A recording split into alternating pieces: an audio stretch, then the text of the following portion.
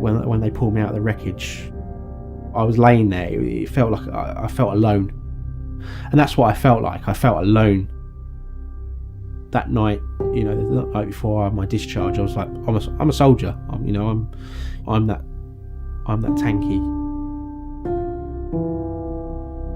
That's my job. And when I woke up, I wasn't. Yeah, it felt like I felt lonely, and I felt, yeah, that's it. What do I do now? I felt lost.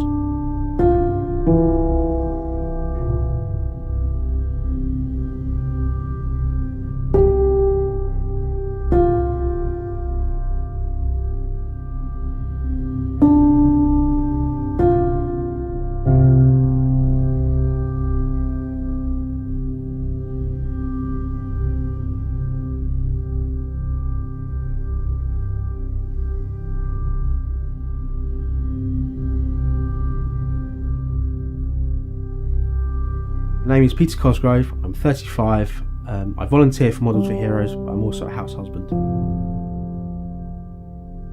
I served for 8 years in the 2nd Royal Tank Regiment as a driver and gunner on Challenger 2 tanks. In 2009, I was with a squadron from my regiment, and we were deployed on Herrick as part of the Armoured Support Group using a vehicle called the Viking, which was an amphibious snowmobile vehicle that was originally used by the Royal Marines, and our role was as an armoured support unit for Task Force Helmand.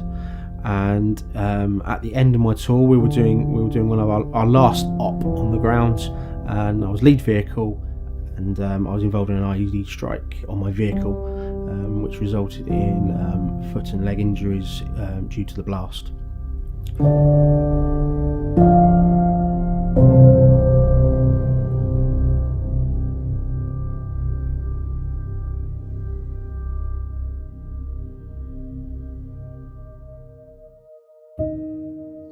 When I was a child, started off a very early age. It was a kit that my dad had, and he never built it. It was a Airfix Cutty Sark, and one day we just built it, me and my dad together, stuck together, no paint, it was just loads of glue marks all over it, and we stuck it on the shelf, and then a couple of days later my mum knocked it off the shelf and it shattered. That was my introduction to it. By the time I was a teenager, stopped it. Beer, girls, clubs, usual. You didn't want to say that your model mate, because all the girls would go, "You're boring." And then I joined the army, and eventually, yeah. So the incident happened. It was a joke present for the Christmas I came home from Surrey Oak, and I was given a big box. And in the box was a Revell 137 Tiger Moth, and inside there was the kit, but also a ticket to go flying in one, which goes back to just before I went to Afghanistan. My mum was going to buy me a trip in one, and I said no, I'll have it when I come back because I'm coming home. My granddad, Charles Howard Brown, he was in the Fleet Air Arm in the Second World War, so he was in the Royal Navy. He was an armourer, so he was one of the unsung heroes of keeping the aircraft in the air. The Sea Hurricane, which was one of his favourites. He always used to tell me about it, and the photographs I've got of him always show him with a Sea Hurricane. And a very particular operation, which the Sea Hurricane was Operation Pedestal, which was the major convoy in the relief of Malta in August 1942. I have no qualms of building something that was designed to kill. There might be the odd vehicle that I might not want to, because it might bring back a memory, but I'm not afraid of giving it a go. I've got a couple of Challenger 2 tanks in my stash that someday I will build. I'll build them to how I remember it.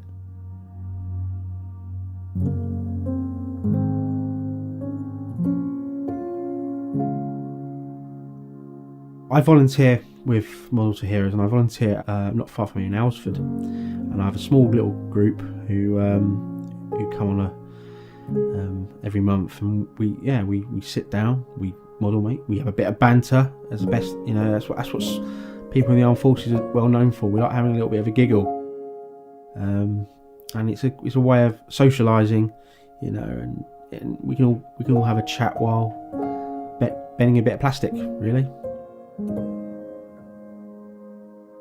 Models Heroes gives a lot of benefits. It's a good way of socialising, meeting other people who are in the same boat, as you could say. You know, giving someone an idea to be creative. They might sit down, concentrate on building something, or take their mind off their problems. It's another tool in the toolbox, really, of coping. Over the last 2 years I've been with them, I've been able to give something back by volunteering and running a session. Years ago he was like, oh, he's got PTSD, right, we'll get rid of him, you're a nutcase or something like that. I think now people are accepting it. This, it's one of the traits of going to war, doing your job, seeing upsetting situations. It will stay with us forever in today's society, with not just the military, emergency service, anything, have dealt with a traumatic situation. It's bringing it to light that it's not a stigma, it's not something bad. It's what people live, it's what people are living with, it's a part of our lives now. So yeah, I think times have changed, and the message is getting put across. Yeah, I think in today's society, they see the hobby, they accepted it. Now, I'll use my wife for example. She does knitting, sewing. It's exactly the same as that. She goes to her clubs, I go to mine. Having a hobby, and from history, quoting Churchill, it's good to have 2 or 3 hobbies. It makes you feel safe.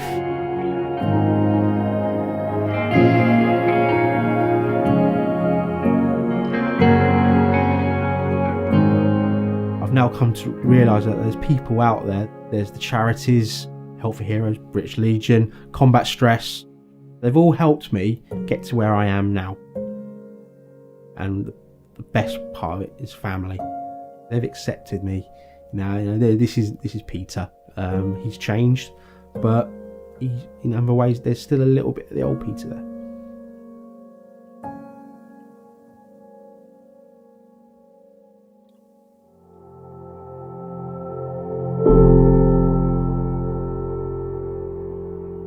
No, I didn't think I had a future because of what it can bring on. It's a sorry.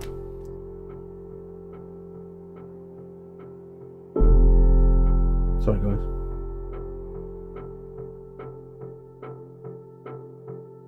Models of Heroes, they've helped me in many ways.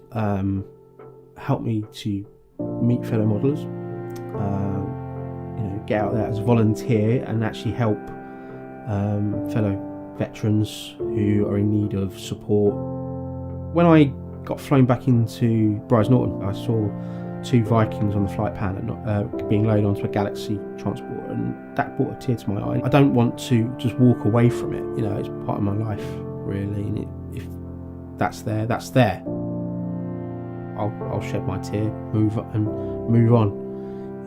I've grown up around all these vehicles and history, and it's something I don't want to just block away. I think it's something that a doctor or a specialist could prescribe to someone.